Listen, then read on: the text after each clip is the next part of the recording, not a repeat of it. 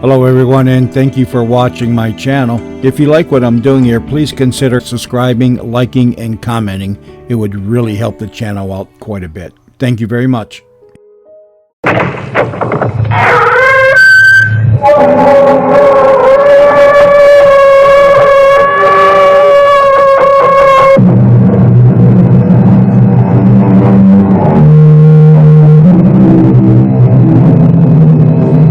Come in. Welcome. I'm E.G. Marshall. Torture is my subject this time around. Oh, don't be alarmed. I have no intention of shocking you with unmentionable horrors. For you see, there are all sorts of torments invented by man to bedevil his fellow man, and perhaps the most subtle of these is man's fear of the unknown. We are so constructed, it seems to me, that we can almost always cope with the known, whatever it may be. But when we don't know what lies ahead, what nameless nightmare may await, well, let's illustrate with Todd Stearns and his wife, Tammy.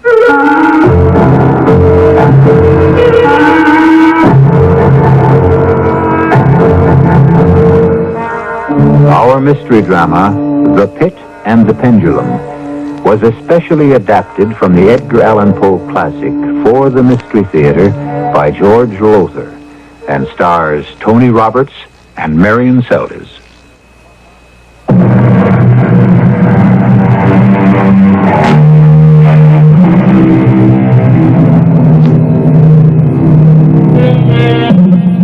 It's nothing new to say that men, and women too, have successfully endured the worst of physical pain one can imagine. But mental pain, I'm told, is something else again. Those skilled in the art of extracting information well know that physical force will often succeed, but that mental force will always succeed. Why not employ it at once, then? Because it requires great skill, exquisite subtlety, and is in consequence far more difficult to use. Be all this as it may, such thoughts held little, if any, interest for Todd and Tammy Stearns as they drove in an official government limousine toward the airport of a large city. You really shouldn't have come to see me off this time, Tammy. Break my record. I've gone to the airport with you every time you've made one of your mysterious, deep, dark, secret trips.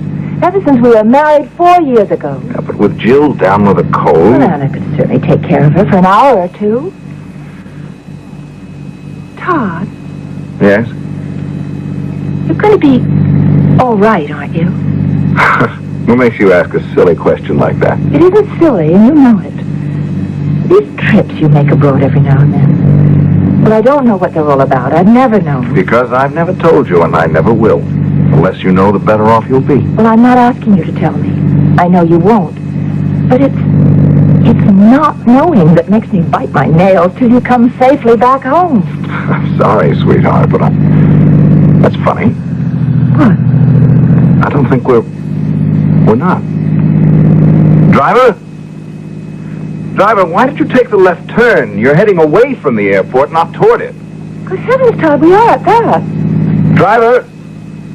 Driver, answer me. Why? Todd, look. The glass panel's sliding up. What the devil is this? Driver, what in blazes is going on? He's just not paying attention. He's not even turning around. I don't understand this. Driver! Damn it! He's stopping for a red light, Todd. Let's get out. And fast. It's locked. Both doors are locked, and I can't open them. Todd, what does this mean? I don't like to think what it means, Tammy. But I sure wish you hadn't come along this time.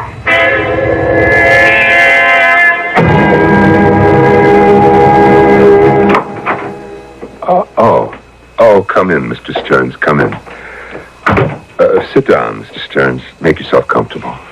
What have you done with my wife? Oh, she's safe and comfortable. There's nothing for you to worry about, I assure you. Would you care for a drink? As a matter of fact, I could use one. If it isn't drugged. Drugged? That's a fanciful idea. It's no more fanciful than kidnapping me. Who are you? What's this all about? As to who I am, you can call me Mr. X. Oh, Mr. X. Come on, you can't be for real. How corny can you get? It's corny, I admit, but it's also safer. Infinitely safer than any name I might use. You see, X is an unknown quantity. As for what this is all about, your drink. Thanks. What is this all about? Oh, come now, Mr. Stearns. Todd, if I may. You know what it's about. I'm afraid not. You're lying, of course, but... Well, no sense wasting valuable time fencing with each other, so I'll tell you. I represent a group that's in the business of selling top-secret information of one country to another. You're in the business of conveying top-secret information from this country to another. The reason you were kidnapped and brought here was because we want the top secret you were presently on your way to deliver to... well, you know where. I haven't the slightest idea what you're talking Now, let's about. not fence, please.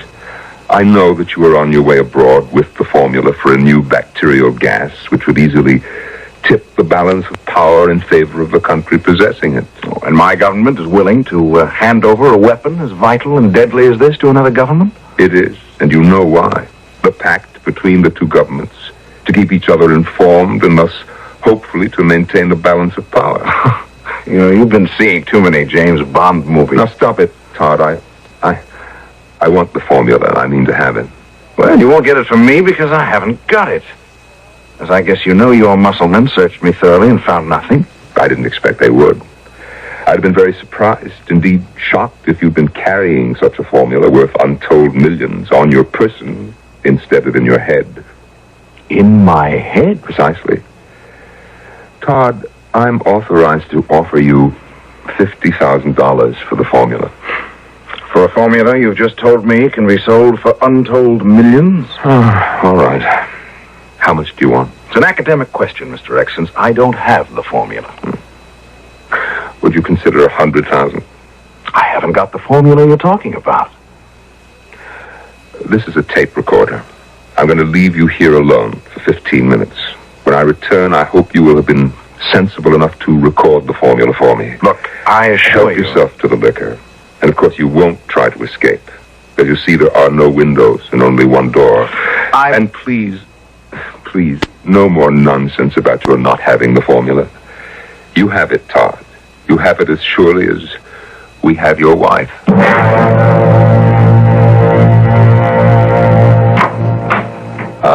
Mrs. Stearns, I see you've been made comfortable. What have you done with my husband? Where is he? Now, there's no need to distress yourself, Mrs. Stearns. Tammy, if I may. Todd is presently as safe and as comfortable as you are. Oh, I see that you're drinking tea. Would you like another cup? What is all this? Why were we brought here? Please, Calm explain. yourself, I beg you. You're in no danger. My husband? Nor is he. He's perfectly safe and unharmed at the moment. At the moment? What do you mean by that? Well, nothing more nor less than what I said. Tell me, how much do you know about Todd's affairs? His affair? His work, his career, the duties he performs for our government. Nothing. Except he's an undersecretary. Well, in some department or other. I don't even know that. That seems rather hard to believe. Married 4 years and you don't even know what department he works for? No. You never bothered to ask? Well, yes. And? Todd made plain to me he wouldn't tell me and that I was not to ask. You love Todd, of course. Of course. How much do you love him? I love him. I can't say more than that. I think you can. I think you can say a good deal more than that. For instance, do you love him enough to suffer pain for him, a great deal of pain? What kind of question is that? Well, just answer it. Well? I can't answer it. How would I know how much pain I could stand until I was standing it? Yeah, you have a point. Be interesting, though, wouldn't, to find out how much you do love Todd, how much pain you could endure. I don't know why you're threatening me. Threatening you, Tammy? No, not at all. Our discussion is purely theoretical, at least at this time. At least at this time. For the present. Why, you're threatening me even now. You're torturing at me by hinting at... I don't know what. Well, let's hope there'll be no need for you to find out. Come in now, Miss C. Thank you. Stay here with her. You know what to do with her if I send the signal. Do what? What are you going to do to me if he sends a signal? Well, answer me. Please. Please answer me. What?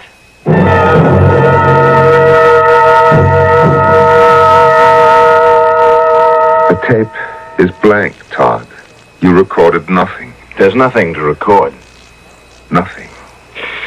If there is a formula such as you speak of, I've never heard of it. Now, why don't you just knock off this nonsense and let me and my wife get out of here? Simply because there is a formula and you carry it in your head and you are going to dictate it into this machine before I'm through with you.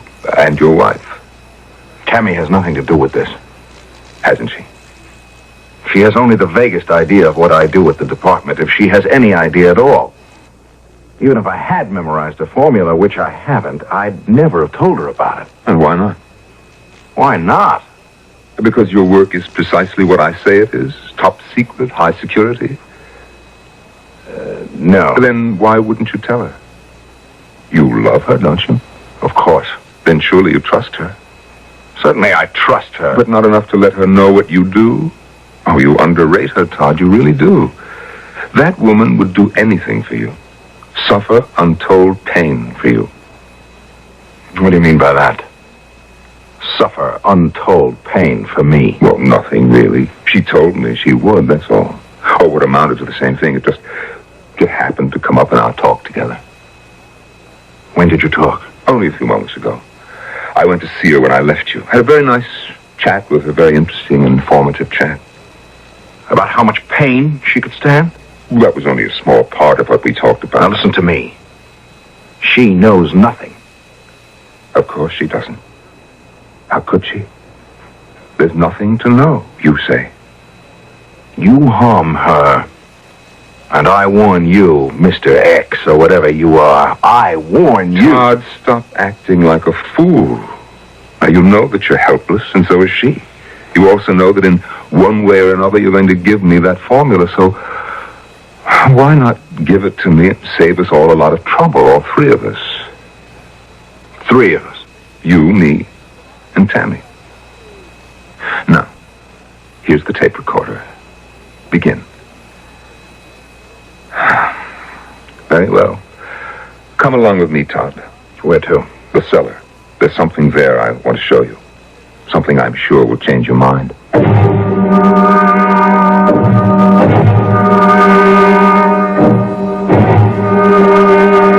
Here we are. So, here we are. Tell me what you see. It's a room. Not a very big room. With aluminum walls. They look like aluminum anyway. What else? There's a hole. Big wide hole in the floor. What else? Nothing that I can see. Look up. What do you see now? Hanging. From the ceiling. It's about a foot from the ceiling. Of what, Todd? Looks like a headsman's axe. An oversized headsman's axe. With a very sharp cutting edge. Razor sharp. Note how the light gleams off it. And now there's something more for you to see. Tammy. No. You stay here. She stays there, on the other side of the room. Tammy, are you all right? Yes, darling. Are you? Sure. Now, Todd, two questions. Have you ever heard of a torture called the pendulum? Yes. And another called the pit? Is that the hole in the floor? A wide hole? The pit, yes. You have heard of it. You're not going to be sick, are you? No. Todd, don't make me subject you to the pendulum. Especially don't make me subject you to the exquisite torment of the pit. Above all, don't make me subject Tammy to either. No, not Tammy. That depends on you. Now, the formula, Todd. Will you give it to me? Or will you not?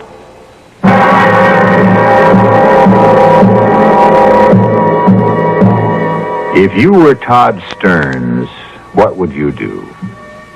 Come, if you have the imagination I think you have, you are Todd Stearns, or Tammy Stearns. What would be your answer? What would you do? Think about it until I return for Act 2.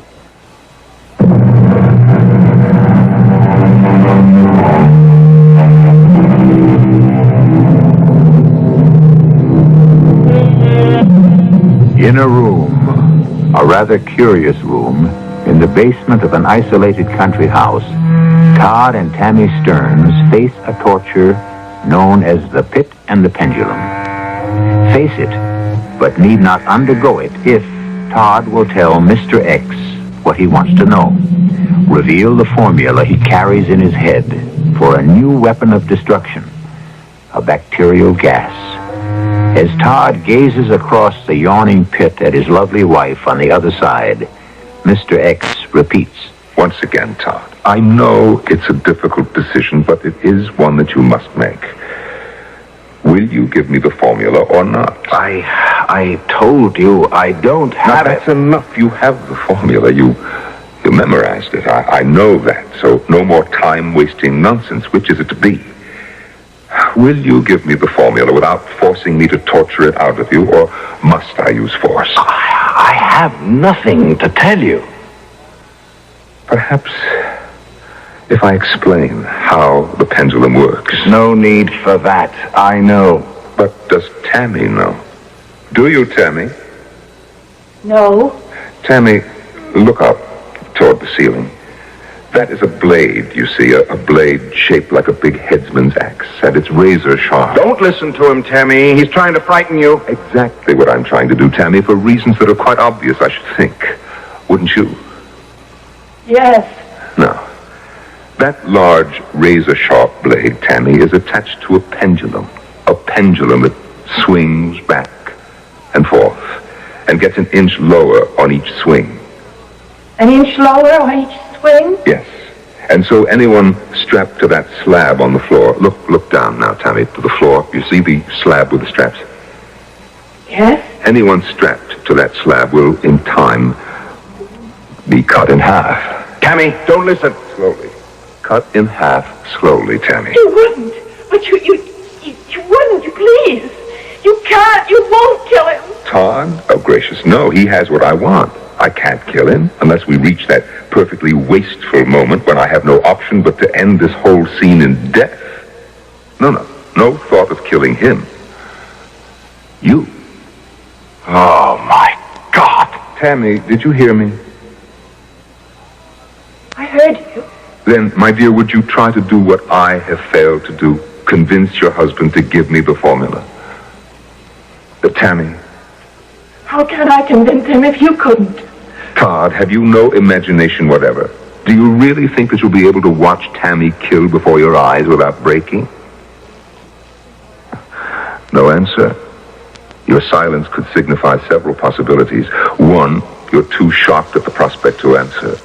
Two, you could watch while your wife is slowly cut in half, in agony, Todd. Three, you couldn't. Now which, Todd? Possibly even you don't know at this moment. Well, all right, I'll give you time to think it over, to talk it over, both of you. Miss Z, you know where to take Mrs. Stearns.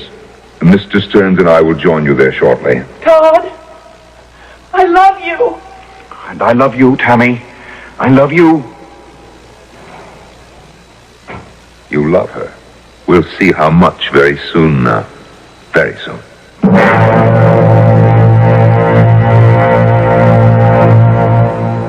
Tammy, glass of champagne.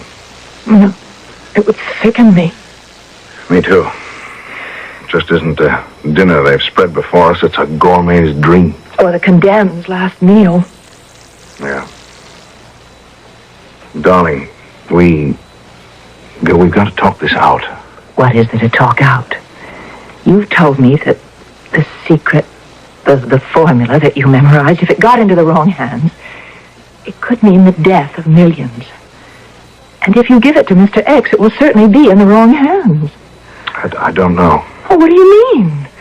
The group he represents, they'd sell the formula to the highest bidder. They wouldn't care who, just so that they got their millions. Well, maybe for once, just for once, I got to think of us, not the world. But we are the world. I know that, too. You're involved now. This character X could torture me to death, and... well, I don't think I'd break. I don't think I would, but... you can't tell till you're going through it. I've known agents who... well, never mind. To face torture myself alone, that's one thing. But to watch you face it... Tammy, I couldn't bear that. Why are you looking at me like that? You're going to have to bear it, Todd. You can't risk the lives of millions for one person, no matter how much you love her.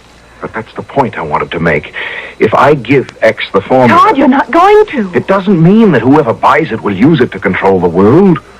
It could simply mean they would have a balance of power with us. Instead of the government, whichever it is, you won't tell me, that already has a pact with us? Sweetheart, I am just a courier. I'm not up there with the brass. A pact, well, it's supposed to mean what you think it means, but...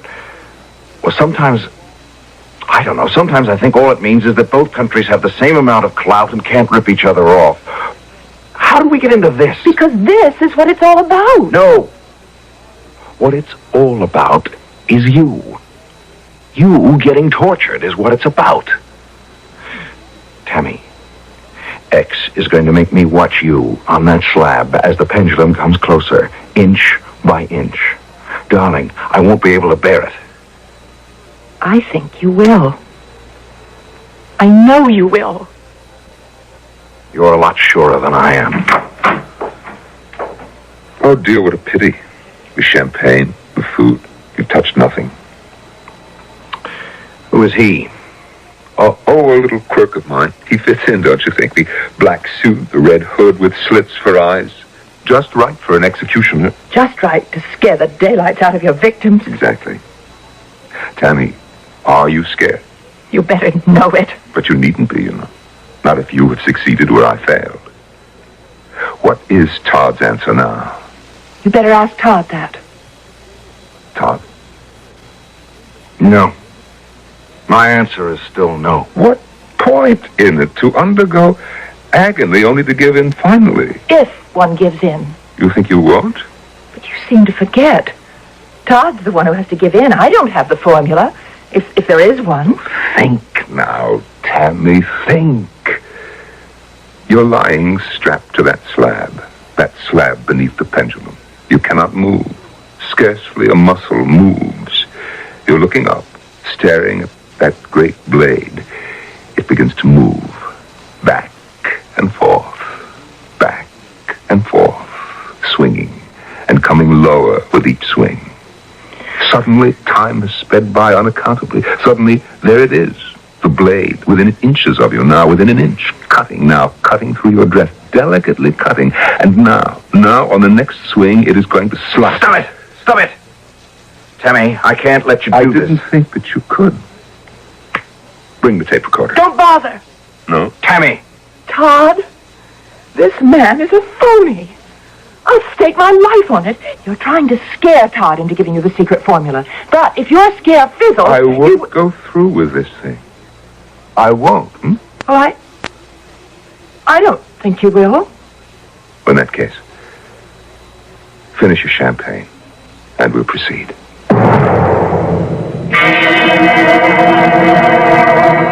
Todd, one final chance. Mr. X, it's senseless. Makes plenty of sense to me. It would if I were in your shoes.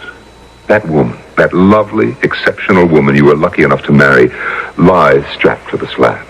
When I give the nod to our red-hooded executioner, he'll press the button that starts the pendulum. Once started, it can't be stopped. Can't. No. It goes right on, down, and through. Should you change your mind, it had better not be at the last moment. It had better be in time for the executioner to pull her out from under the blade. Tammy! Don't give in, Todd. Don't. You leave me no choice. I must... Do it. Damn it! Damn you! Go on and do it! Very well. I give the nod.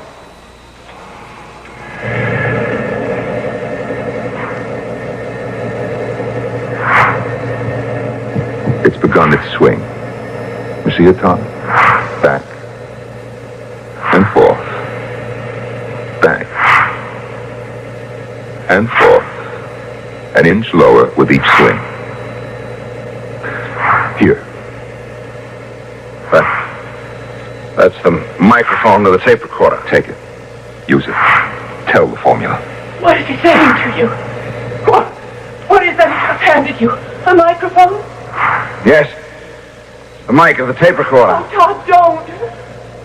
You'll die if I don't. And I'll die. I'll rather die. Me, than a whole world. I can't let you.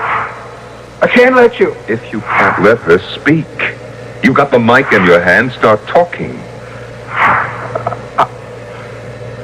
No. What's left if I do? What's left? What? She loves me. If I let her down, if I save her life and lose a million others, she'll hate me. What'll be left to me then? There are other women. You filthy. There are no other women. There's only Tammy. For me. Oh, my dearest, you are right. We've got to go through with this. For them. I've met fools in my time, but you... It's within inches, 3 at most from her body. Now 2. 1. Cutting her dress now. You see? And the next cut. Talk, you fool. Talk fast. The bacterial equation. It's no! What is it? The equation before it's too late. What?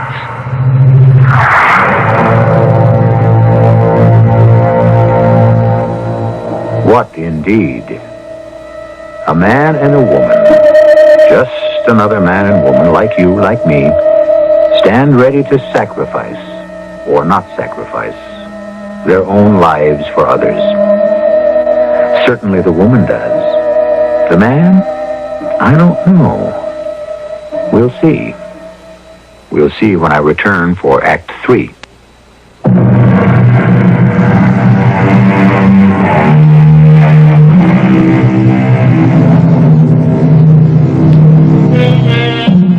I have said that there are all sorts of torture, limitless degrees of mental and physical torment. And of these, mental anguish is worst of all. There are some who can stand physical pain better than mental, and vice versa. Moments ago, we wondered, would Todd Stearns break under the strain of watching the torment of his wife, Tammy? Would Tammy? Well, let's find out. Todd. What? You fainted. Fainted. Tammy. I remember now. Pendulum. Blade descending closer and closer, cutting through a dress. Is she what? dead? Damn you, is she dead? The tape recorder is right there in front of you. Dictate the formula. Answer me. Is Tammy dead? Dictate the formula. No. You will, if you want the answer to whether your wife is dead or alive. Oh, no. If she's dead, then at least she's safe from you. But if she's alive, I see it in your eyes, the agony of not knowing. Dictate. No. You got more guts than I thought. Oh, no. I'm as much a coward as the next man. But you made a mistake when you left Tammy and me alone together for those few hours. Oh? It's a funny thing, but I don't know why. Maybe it was just facing our last hours on Earth together, but we really got to know each other for the first time in our 4 years of marriage. I made a mistake? You made a mistake. You're licked. Dead or alive, Tammy licked you, and dead or alive, I won't let her down. I see. Excuse me. Bring her in. Tammy. Oh, Tammy, thank God, you're Oh, alive. darling, oh, darling. Are you all right? Darling. You aren't harmed. You're all No, right. I'm fine. I'm fine. No, you're not. Your hands. I can feel your hands. No, They're shaking. I'll calm down, then I'll be all right. Not if Todd goes on refusing to give me that formula. You haven't given it to him. No.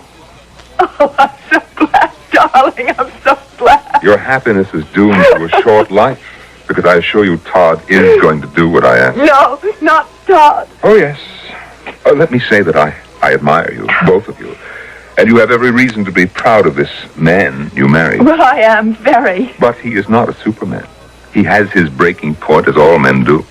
I haven't succeeded in reaching that point, that's all. But unless he dictates the formula he carries in his head, I shall take final steps to reach his breaking point, and yours, quickly. Oh, by the way, your little girl, Jill. What about her? I thought you'd want to know. Your housekeeper, Anna, sent for the doctor a little while ago. Why? Is she worse? I don't know. All I have is the report that the doctor was sent for. You dirty rat. Now, slowly, Todd. Physical violence will get you nowhere. This is part of your next torture, isn't it? Making us worry about Jill's condition. And what will become of her should the two of you meet what you possibly may meet? Death. You leave me no choice but to subject you now to the kind of torment I tried to avoid. Well, there can't be anything worse than the pendulum. There's the pit. I see that you know something about it. I don't know anything about it. Precisely, you've heard of the pit, but it remains an unknown quantity. And it will be that, the simple fact that you don't know what awaits you in the pit, that will break you. Just as not knowing why the doctor was called for your daughter has shaken you.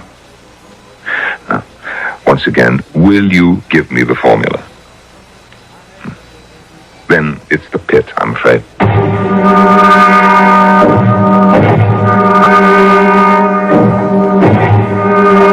Back where we started? Oh, no.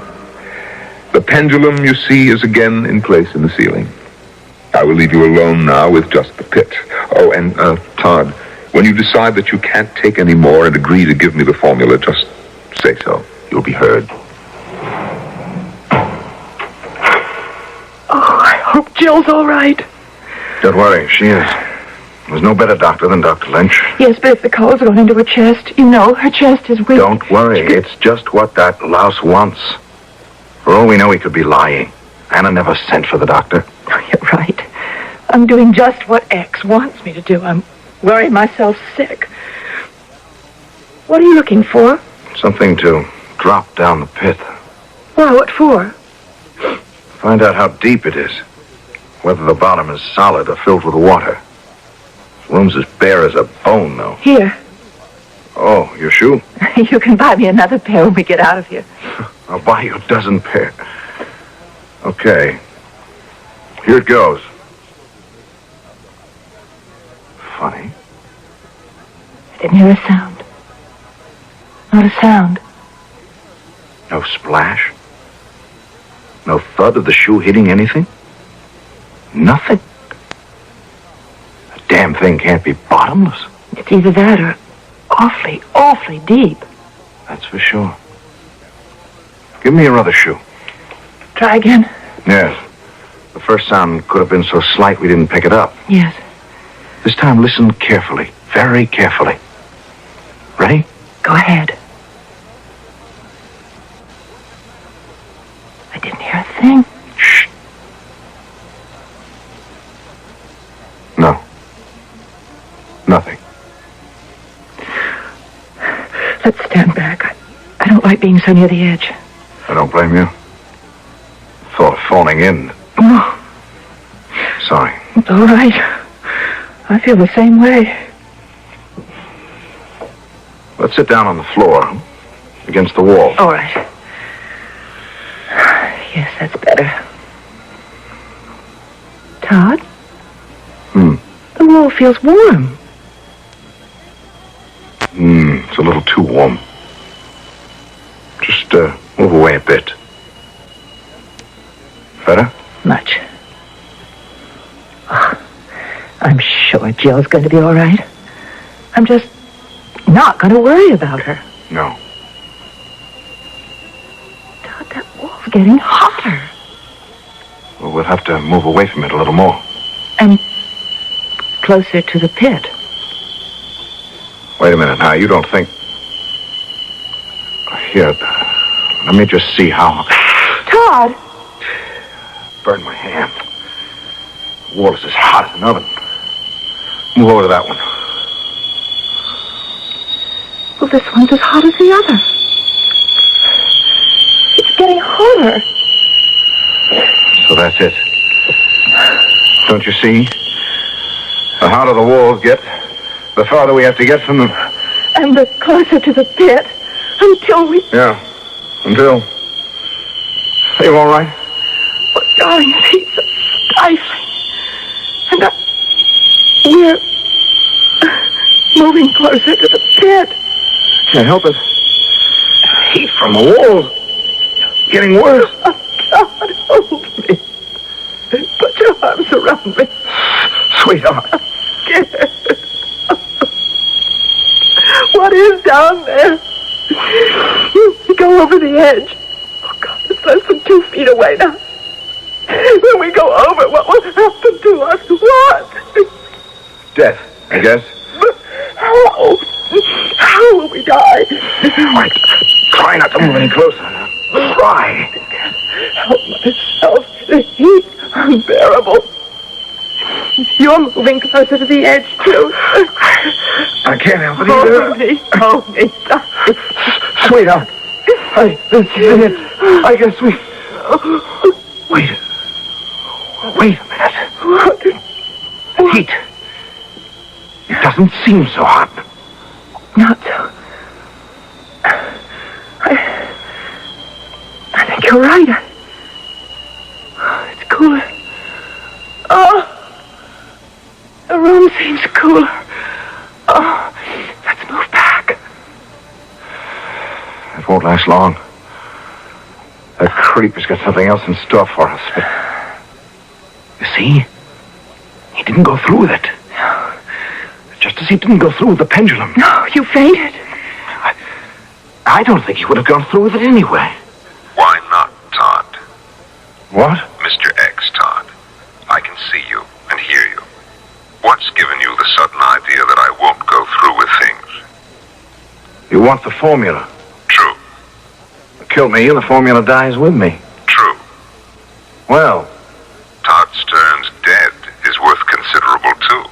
Oh, not as much as the formula, but considerable. I don't see why. Very simple. It's worth a great deal for a certain government to prevent another from getting the formula. Keeps the balance of power unbalanced, you see. And now that we've settled that, do you still refuse to change your mind? Yes. Todd, I'm sorry to say that this time, I believe you. Wait a minute. Tammy has no part in this now. You used her to break me down. You failed. What you used for her is over. Let her go. He hasn't heard you. Or if he did, he's said his final word. And I wouldn't want out anyhow.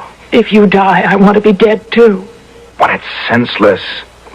Pointless. I'm the one who has the formula, not you. There's no point in killing you if I... What's that? What is it? Machinery of some kind. But I don't know what it's for. Yes, I do. God, what? The walls. Look at the walls. They're moving. All 4 of them. Moving inward. Making the room narrower. And narrower until There'll be no space, no floor space left. nothing but the pit. Oh, Lord. X! X, listen to me! Let Tammy go! I beg you, let her The go! pit. The walls pushing us to it. Oh, let me out. Let me out. Let me out. Tammy! I can't bear anymore. I can't bear it. You won't have to bear any more now, sweetheart. No more.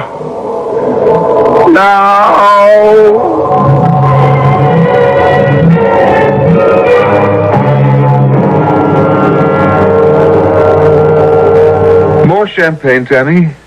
No. Todd? What I want is an explanation of all this, and you better make it a good one, Mr. What is your name? X will do. Yeah, but now we know it was all a test or a game or whatever it was. I must still keep my cover. Look, I don't blame you for being angry. Simply put, we subjected you to a test to see how much you could take before you broke down. All operatives, couriers, are put through the ringer. I never was before. I never even heard of it before. Never would have if you hadn't reached that point in your career where we felt that you were ready. The formula you so painstakingly memorized, Todd, is worthless. There's no such thing as that bacterial weapon. Oh, no. But if there were, and you were caught by the kind of group I pretended to represent, we had to be sure that you'd never break, never reveal it. And risk blowing my mind. Tammy. No. You were never in any danger of that. From start to finish, you were carefully monitored by staff psychiatrists. We'd have known instantly if you were in any serious difficulty.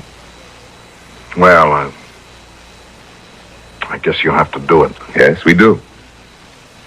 Tell me something. What did we fall on? I mean, when I went over, holding Tammy in my arms.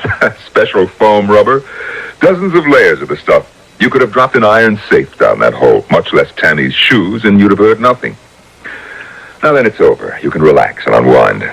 What's more, Todd, you have gained something that you didn't have before. You've learned how much you can take. And, mister, you can take it. I learned something a lot more important than that, if you ask me. What would that be, Todd? I learned...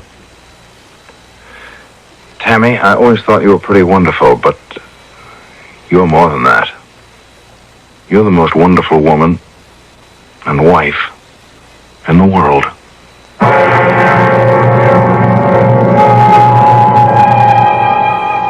Truth is stranger than fiction. And if you feel the story I've just brought you is one of the strangest you've ever heard, I can only assure you that even stranger things go on in this world of ours. Stranger and, yes, more terrifying. Let's hope you never find yourself involved with any of them. Beyond your radio, that is. I'll be back shortly.